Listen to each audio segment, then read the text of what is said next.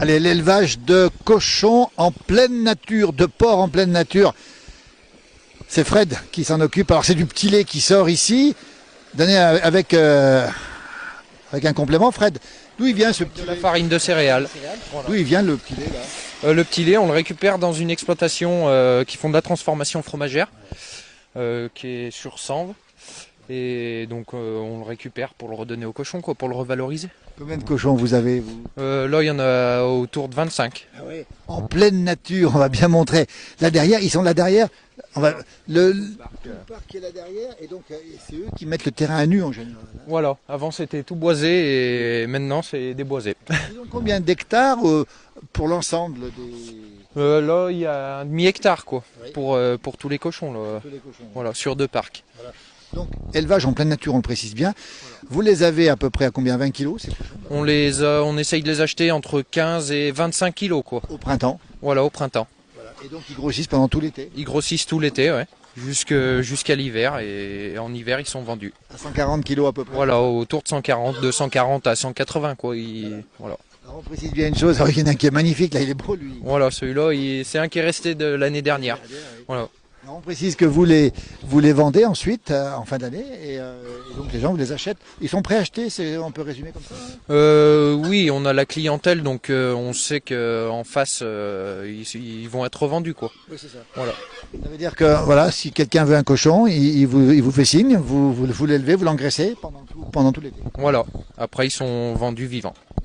On précise bien en pleine nature. Alors ça c'est rare ici, mais ça se fait pas ça. Il y a très peu de cas comme ça. Il y a très peu de personnes qui y font à cause des normes. Oui, c'est quoi le problème des normes? Bah, maintenant, avec tous les problèmes des sangliers, la prolifération des sangliers, les maladies. Donc là, on va avoir beaucoup de normes à faire pour se remettre comme il faut sur le droit chemin.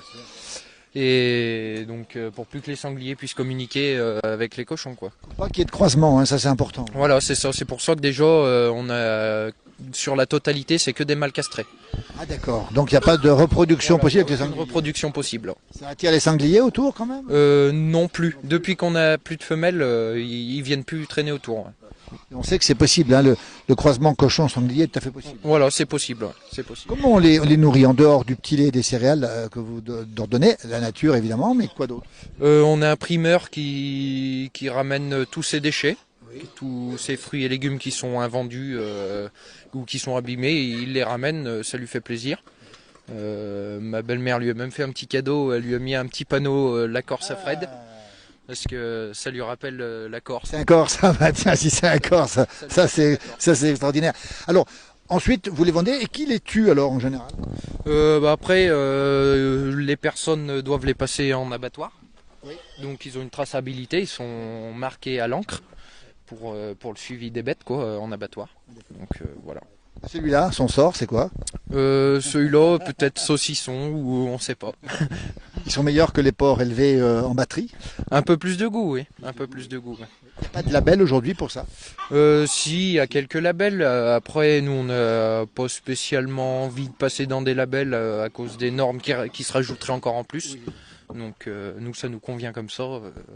Voilà, on reste. Vous avez le terrain, la nature incroyable autour ici. On se croirait vraiment en Corse, c'est le cas de le dire, parce que là, on est en pleine nature. Hein, ils sont vraiment dans l'espace naturel. Hein. Ils rentrent jamais à l'intérieur. Là, non, ils ont leur petite cabane pour se mettre à l'abri du soleil ou de la pluie si vraiment ils ont envie de se mettre à l'abri. Autrement, ils sont pas obligés de rentrer.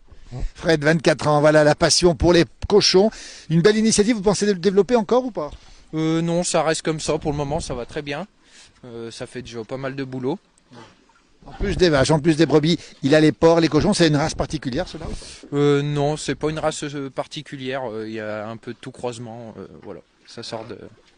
Merci beaucoup pour ce témoignage. La queue est coupée, on le précise bien, parce que sinon il se mange la queue. Comment ça se passe? Voilà, après c'est à la maternité quand ils naissent, ils coupent la queue pour pas qu'ils se la mangent entre eux. Ouais.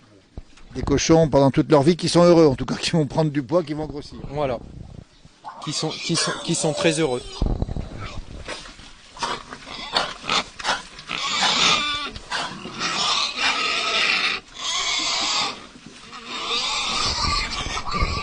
Merci beaucoup Fred, merci pour ce témoignage, bravo pour cette passion en tout cas, merci beaucoup. Merci. Merci.